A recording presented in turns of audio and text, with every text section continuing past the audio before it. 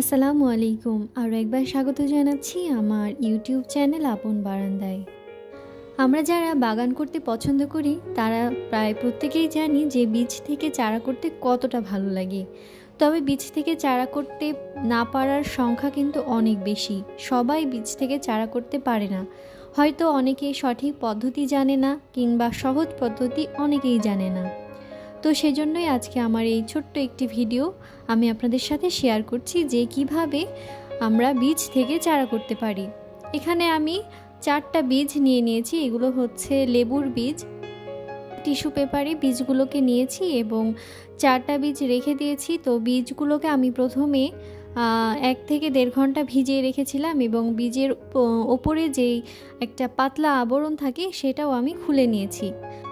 এখন আমি বীজগুলোকে একটি টিস্যু পেপারে রেখে সেটাকে আরেকটা টিস্যু পেপার দিয়ে মুড়িয়ে পানি স্প্রে করে খুব ভালোভাবে মুখটাকে বন্ধ করে রেখে দেব।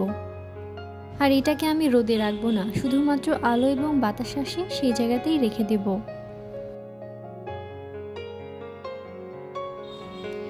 এখন যে ভিডিওটা আপনারা দেখতে পাচ্ছেন সেইটা আসলে 7 দিন পর আমি একটু চেক করার জন্য ভিডিওটা করেছি।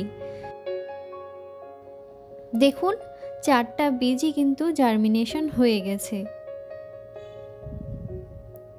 তবে যেহেতু খুব একটা বড় হয়নি এখনও, সেই জন্য আমি এগুলোকে আবারও টিস্যু পেপারে মুড়িয়ে খুব ভালোভাবে এয়ারটাইট বক্সে রেখে দেব।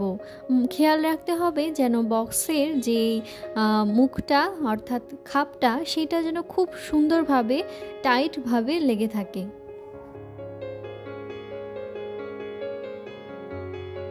এই ভিডিওটি আমি করেছি আরও 7 দিন পর, অর্থাৎ টিস্যু পেপারে বীজ রাখার 14 দিন পর। আমি এখন আবারও চেক করব, দেখব বীজগুলোর অবস্থা কী। আর খেয়াল রাখতে হবে টিস্যু পেপার যেন একদমই শুকিয়ে না যায়, সব সময় ভেজা অবস্থায় থাকে। আপনারা দেখতে পাচ্ছেন যে বীজগুলো জার্মিনেট হয়েছিল সেগুলো একটু বড় হয়ে গেছে এবং এই সময় চাইলে আপনি মাটিতে দিয়ে দিতে পারেন।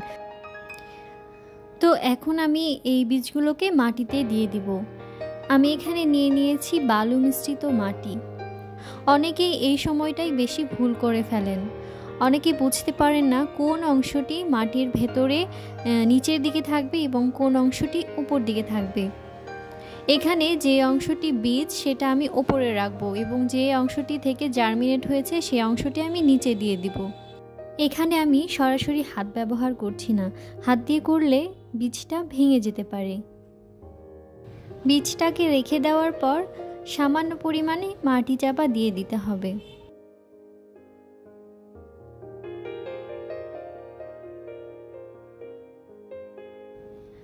আপনাদের বোঝার সুবিধার্থে আমি আরও একবার বীজ রোপণ করে দেখিয়ে দিচ্ছি। আমার কিন্তু বীজগুলো রোপণ করা শেষ। এখন আমি এই বীজগুলোকে ছায়াযুক্ত স্থানে রাখবো এবং 2-3 দিন পর পর শুধুমাত্র পানি স্প্রে করব।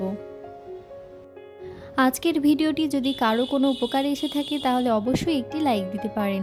চাইলে আমার চ্যানেলটি সাবস্ক্রাইবও করতে পারেন, তাহলে এই টাইপের আরও অনেক ভিডিও আমি আপনাদের সাথে শেয়ার করতে পারবো।